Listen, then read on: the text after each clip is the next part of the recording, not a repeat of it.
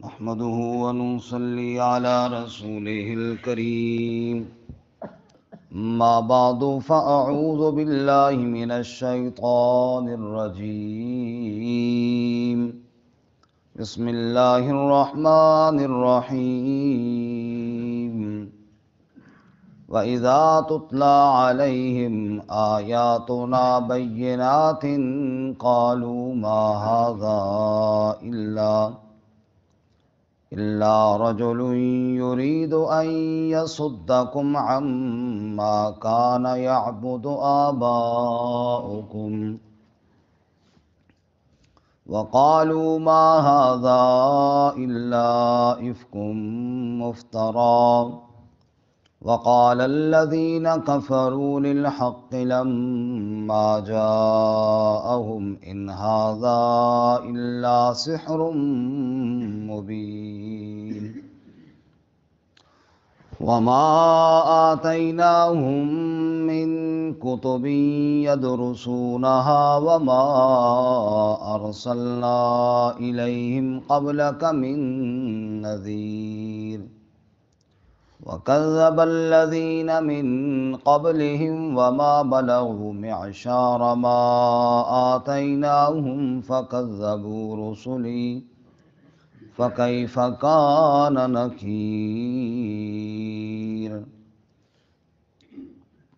قل إنما أعظكم بواحدة أن تقوموا لله مثنى وفرادا ثم تتفكروا ما بصاحبكم من جنة إن هو إلا نذير لكم بين يدي عذاب شديد وَإِذَا تُتْلَى عَلَيْهِمْ آيَاتُنَا بَيِّنَاتٍ اور جب پڑھی جاتی ہیں ان پر ہماری واضح آیات قالوا تو جواب میں کہتے ہیں ما ھذا الا رجل یہ اور کچھ نہیں ہے مگر ایک ایسا شخص ہے یرید ان یصدکم جو ارادہ رکھتا ہے کہ تمہیں روک دے عما کان یعبد آباؤکم اس سے کہ جن کی عبادت تمہارے بڑے کرتے تھے وقالوا ما ھذا الا افک مفترا اور انہوں نے کہا یہ اور کچھ نہیں ہے مگر جھوٹ ہے کھڑا ہوا نعوذ باللہ وقال الذین کفروا للحق اور کہا کافروں نے حق کے لیے لما جاءہم جب ان کے پاس آیا کہ ان ھذا الا سحر مبین یہ اور کچھ نہیں ہے مگر کھلا جادو ہے نعوذ باللہ وما آتیناہم من کتب یدرسونہا اور نہیں دی ہم نے ان کو کوئی کتابیں جن کو وہ پڑھتے ہوں وما ارسلنا الیہم قبلک من نذیر اور نہیں بھیجا ہم نے ان کی طرف آپ سے پہلے کوئی ڈرانے والا وکذب الذین من قبلہم اور جھٹلایا ان لوگوں نے جو ان سے پہلے تھے وما بلغوا معشار ما آتیناہم اور نہیں پہنچے وہ ان کے 10ویں حصے کو بھی جو ہم نے ان کو دیا فکذبوا رسلی پس جھٹلایا انہوں نے میرے رسولوں کو فکیف کان نکیر پس کیسے ہوا میرا عذاب قل آپ فرما دیجئے انما اعظکم بواحدہ بے شک میں تمہیں نصیحت کرتا ہوں ایک ان تقوموا للہ مثنی وفرادا کہ تم کھڑے ہو جاؤ اللہ کے لیے دو دو اور اکیلے ثم تتفکروا پھر غور و فکر کرو ما بصاحبکم من جنہ تمہارے صاحب صلی اللہ علیہ وسلم کے ساتھ کوئی جنون نہیں ہے ان هو الا نذیر لکم بین یدی عذاب شدید یہ اور کچھ نہیں ہے مگر ڈرانے والے ہیں تمہیں سخت عذاب سے پہلے پہلے سبحان ربک رب العزت عما یصفون وسلام علی المرسلین والحمد للہ رب العالمین اللہم صل علی محمد وعلی آل محمد کما صلیت علی ابراہیم وعلی آل ابراہیم انک حمید مجید اللہم بارک علی محمد وعلی آل محمد کما بارکت علی ابراہیم وعلی آل ابراہیم انک حمید مجید۔ معزز سامعین، سورہ سبا آیت نمبر 43 سے لے کر 46 تک تلاوت کی ہیں۔ اللہ رب العزت ان کے مطابق صحیح بیان کی توفیق عطا فرمائے آمین۔ اور ہمیں قرآن و سنت پر عمل کرنے کی توفیق عطا فرمائے۔ آمین۔ گزشتہ سبق میں ہم نے پڑھا فرشتوں سے متعلق جو یہ نظریہ تھا کہ وہ اللہ کے شریک ہیں یا ہمیں اللہ سے چھڑا لیں گے، اس کا جواب میں ارشاد فرمایا کہ محشر کے دن اللہ تعالیٰ فرشتوں سے پوچھیں گے کہ یہ لوگ تمہاری عبادت کرتے تھے، تو وہ کہیں گے یا اللہ تو شریکوں سے پاک ہے۔ تو اس دن کوئی کسی کے نفع نقصان کا مالک نہیں ہوگا۔ آج کے سبق میں شکوہ ہے کفار پر، جب ان کے سامنے میرے محبوب صلی اللہ علیہ وسلم میری آیات کی تلاوت کرتے ہیں تو وہ بدبخت کبھی تو کہتے ہیں یہ جھوٹ ہے نعوذ باللہ، کبھی کہتے ہیں یہ جادو ہے نعوذ باللہ، حالانکہ بالکل خود جاہل ہے۔ ان کے پاس پہلے کوئی کتاب نہیں تھی کہ جس کو پڑھ لیا ہو اور اس کی روشنی میں کوئی ایسی بات کرتے ہوں، بلکہ یہ ساری اپنی باتیں جہالت کی بنیاد پر کرتے ہیں۔ لیکن جہالت کی بنیاد پر اللہ کی آیات کو نعوذ باللہ جھوٹ کہنا اور اللہ کے نبی سچے نبی صلی اللہ علیہ وسلم کو نعوذ باللہ جادوگر کہنا، یہ بہت بڑا جرم ہے اور اس کی بخشش نہیں ہے۔ آپ صلی اللہ علیہ وسلم تو انہیں عذاب سے ڈرانے کے لیے تشریف لائے ہیں۔ بہرحال ارشاد فرمایا وَإِذَا تُتْلَىٰ عَلَيْهِمْ آيَاتُنَا بَيِّنَاتٍ، جب ان پر تلاوت کی جاتی ہیں ہماری واضح آیتیں، روشن آیات، کھلے دلائل جب ان کے سامنے پڑے جاتے ہیں، قَالُوا مَا هَٰذَا إِلَّا رَجُلٌ يُرِيدُ، وہ کہتے ہیں یہ تو ایسا شخص ہے جو یہ ارادہ رکھتا ہے أَن يَصُدَّكُمْ عَمَّا كَانَ يَعْبُدُ آبَاؤُكُمْ، کہ تمہیں روک دے اس سے جس سے کہ تمہارے باپ دادا عبادت کرتے تھے۔ یہ نعوذ باللہ باپ دادا کی مخالف آ گیا ہے۔ ہم تو اپنے باپ دادا کی بات کو چھوڑنے والے ہیں نہیں۔ جس طرح ہمارے باپ دادا انہی معبودوں کے آگے جھکتے تھے، بت بنا کر گھر میں بھی رکھے تھے، کعبے میں بھی رکھے تھے، سفر میں جاتے تو وہاں بھی لے جاتے اور ان کو وسیلہ بنا کر اللہ کی عبادت کرتے، ہم تو اسی طرح کریں گے جی۔ اور یہ محمد صلی اللہ علیہ وسلم کہتے ہیں کہ ان سب کو چھوڑو اور عبادت صرف ایک اللہ کی کرو۔ یہ باپ دادا کے دین سے ہمیں روکنا چاہتے ہیں؟ نہ جی نہ، ہم تو باپ دادا کے دین کو چھوڑنے کے لیے تیار نہیں ہیں۔ یہ ان کا پوائنٹ تھا لوگوں کو آپ کے خلاف تیار کرنے کے لیے۔ او جی تمہارے باپ دادا کا مخالف ہے جی، باپ دادا نہ سمجھتے جی۔ بس اس بات پر وہ ایک عالم نے پوچھا تھا ایک بزرگ سے، بابا جی یہ بتاؤ کہ آپ شریعت کے احکامات سارے جانتے ہو، قرآن مجید پڑھے ہوئی ہو، احادیث پڑھے ہوئی ہو؟ انہوں نے کہا نہیں بیٹا مجھے تو نماز بھی صحیح نہیں آتی۔ کہا جو آپ کے والد صاحب تھے وہ؟ کہا ان کا بھی ایسا ہی حال تھا، کلمہ بھی پتہ نہیں ان کو تو بیچاروں کو صحیح آتا تھا یا نہیں آتا تھا، ساری زندگی جنگل میں رہے ہیں، بکریاں چراتے رہے اور اپنے جانور رکھے تو کبھی اس طرف دھیان بھی نہ گیا۔ فرمایا اب تم بتاؤ کہ کل تمہارے بیٹے اگر یہ کہیں کہ ہم نے اللہ اور اس کے نبی صلی اللہ علیہ وسلم کی بات کو نہیں ماننا، باپ دادا کو ماننا ہے، تو باپ ہوگا تو جسے نماز پوری نہیں آتی اور دادا ہوگا وہ جسے کلمہ بھی ٹھیک سے نہیں آتا۔ اتنا تو سوچو، اگر باپ دادا قرآن نے بھی کہا ہے، فرمایا اولو کان آباؤہم لا یاکلون شیئا ولا یہتدون، اگر تمہارے باپ دادا بالکل ان کو نہیں پتہ تھا، وہ ان پڑھ تھے، تو پھر تم کیوں ضد کرتے ہو اللہ کے نبی کے مقابلے میں؟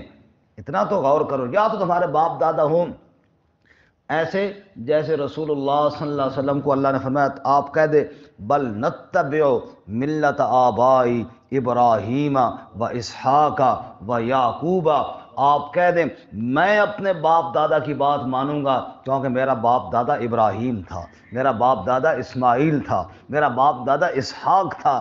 اگر ایسے ہوں پڑھے لکھے اور دین کے علم بردار پھر تو بے شک فخر سے نام لو نا.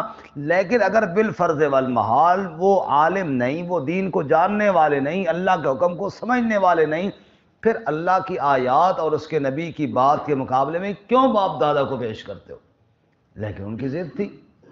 کہتے ہیں یہ ارادہ رکھتا ہے ان یصدکم عما کان یعبد آباؤکم، کہ روکے تمہیں اس سے جس کی تمہارے باپ دادا عبادت کرتے تھے.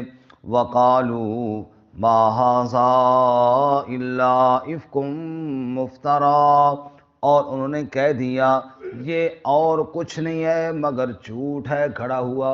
سب کو نعوذ باللہ. قرآن مجید کو کہا یہ جھوٹ ہے گھڑا ہوا، اور آپ صلی اللہ علیہ وسلم خود گھڑ کر پیش کر دیتے ہیں اور کہتے ہیں اللہ کا کلام ہے معاذ اللہ. حالانکہ قرآن نے بارہا چیلنج دیا، 4 جگہوں پر اللہ نے چیلنج دیا قرآن میں، 4 جگہوں پر. اگر قرآن مجید کی صداقت میں تمہیں شک ہے تو فرمایا قل لئن اجتمعت الانس والجن على ان یأتوا بمثل هذا القرآن لا یأتون بمثلہ، ساری کائنات کے جن و انس اکٹھے ہو جائیں اس قرآن جیسا قرآن لے آؤ. تم بھی تو عربی جانتے ہو نا، لے آؤ اس قرآن جیسا قرآن. پھر اللہ تعالیٰ نے اس چیلنج کو مختصر کیا اور فرمایا ام یقولون افترا قل فأتوا بعشر سور مثلہ مفتریات، اگر نہیں پورا قرآن لا سکتے ہو 10 صورتیں لے آؤ، 10 صورتیں قرآن جیسی لے کر آؤ.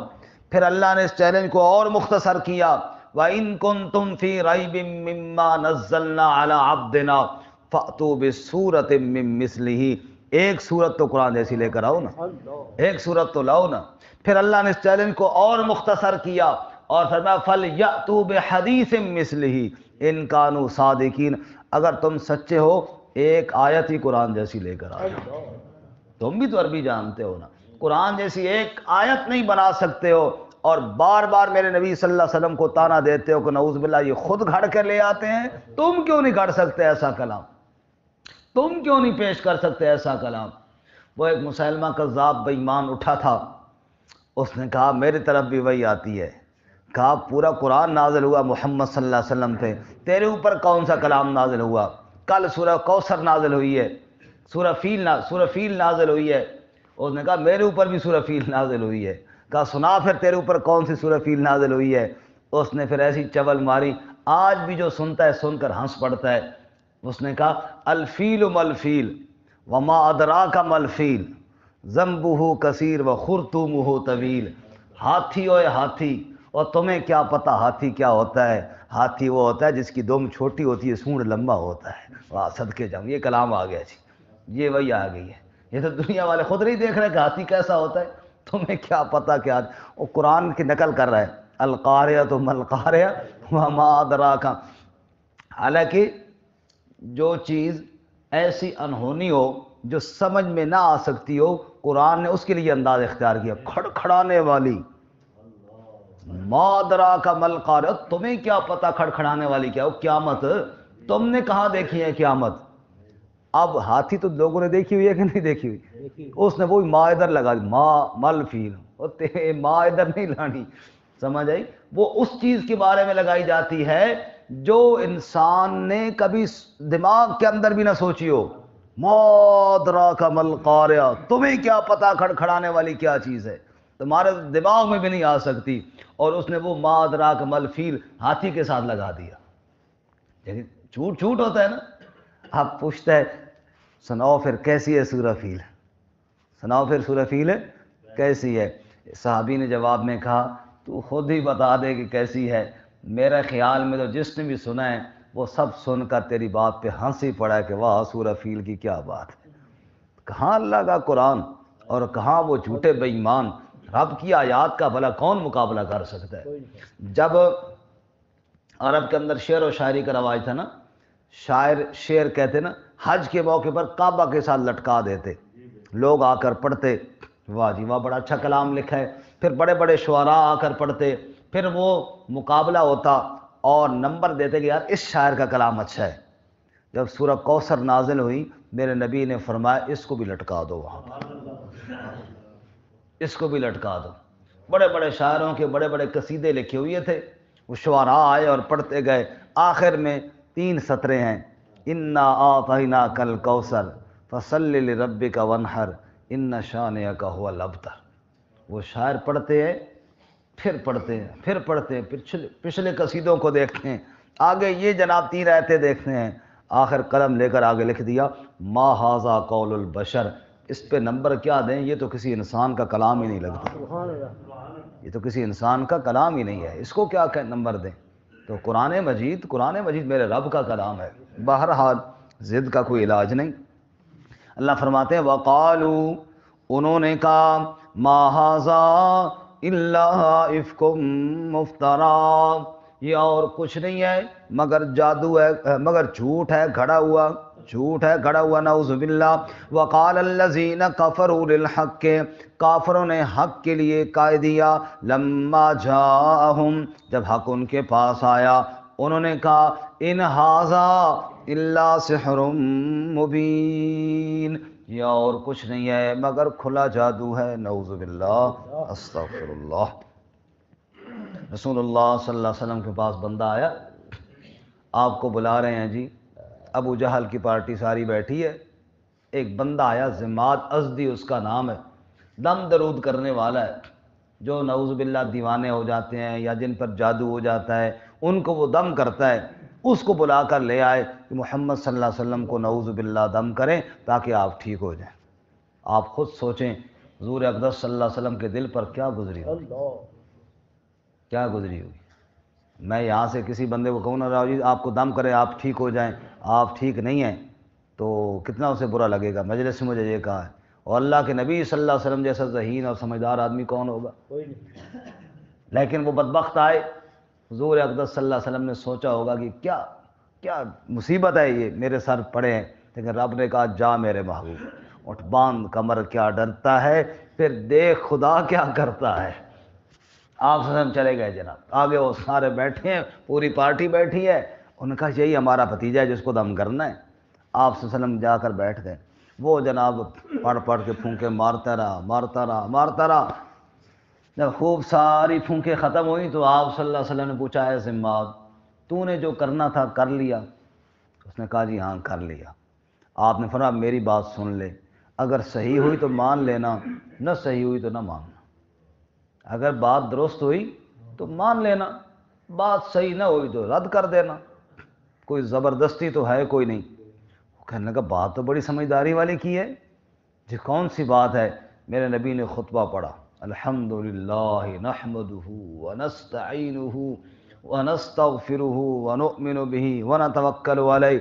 خطبہ پڑھ کے سورہ حامیم سجدہ کی ابتدائی آیتیں پڑھی، حامیم تنزیل من الرحمن الرحیم کتاب فصلت آیاتہ قرآنا عربیا لقوم یعلمون بشیرا ونذیرا فأعرض اکثرهم فهم لا یسمعون۔ جن کو تم جادوگر کی باتیں کہتے ہو، دیوانوں کی باتیں کہتے ہو، تنزیل من الرحمن الرحیم، یہ کسی انسان کا نہیں، یہ تو میرے رب کا کلام ہے۔ کتاب فصلت آیاتہ، یہ وہ کتاب ہے جس کی آیتیں تفصیل سے بیان کی گئی ہیں اس ذات کی طرف سے جو حکمت والا بھی ہے، خبر رکھنے والا بھی ہے۔ اور میں کون ہوں؟ بشیرا و نذیرا، خوشخبری سنانے والا اور ڈرانے والا۔ فأعرض اکثرهم فهم لا يسمعون، اکثر لوگوں نے منہ موڑ لیا، وہ اس کلام کو سنتے ہی نہیں ہیں، سننے کے لیے تیار ہی نہیں ہیں۔ ضماد کے دل پر چوٹ لگی، کہنے لگا یہ دوبارہ پڑھ کر سناؤ۔ آپ نے دوبارہ پڑھ کر سنایا، تیسری دفعہ جب سنا ضماد نے تو اس کی آنکھوں سے آنسو آ رہے تھے اور کہہ رہا تھا اشہد ان لا الہ الا اللہ وحدہ لا شریک لہ واشہد ان محمدا عبدہ ورسولہ. میں کتنا نادان تھا، اللہ کے نبی کو دم کر رہا تھا. یہ تو اللہ کا کلام ہے، کسی انسان کا کلام ہی نہیں ہے. اللہ فرماتے کتنے بے وقوف ہیں، ضد پہ اترے ہوئی ہے نا، ورنہ بغیر ضد کے جس نے سنا اس کے دل کی دنیا بدل گئی ہے. اس لیے فرمایا وہ کہتے ہیں ان ھذا الا سحر مبین، یہ کھلا جادو ہے. اللہ فرماتے کہنے والے کون ہیں؟ خود ان پڑھ. وما آتیناہم من کتب یدرسونہا، ہم نے ان کو کوئی کتابیں نہیں دیں جن کو وہ پڑھتے ہوں. کوئی پڑھے لکھے ہیں، کوئی بڑا ان کے درس و تدریس چل رہی ہے کہ جن کو بڑا پتہ ہے اور جناب اس کی وجہ سے یہ کہہ رہے ہیں نہیں. وما ارسلنا الیہم قبلک من نذیر، ہم نے ان کی طرف آپ سے پہلے کوئی نذیر، کوئی ڈرانے والا بھیجا ہی نہیں ہے. صدیاں گزر گئی عیسیٰ علیہ السلام کے بعد، ادھر مکہ میں کوئی نبی آیا ہی نہیں، ہم نے آپ کو نبی بنا کر بھیجا. وہ صرف ضد اور جہالت کی وجہ سے کہہ رہے ہیں.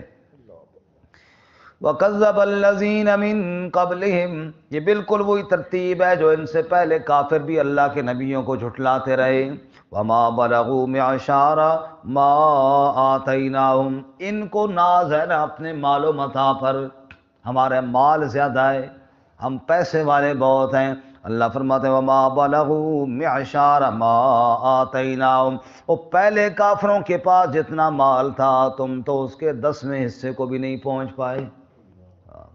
تمہارے پاس کہاں سے، پہلے تم سے زیادہ طاقت، زیادہ مال، زیادہ.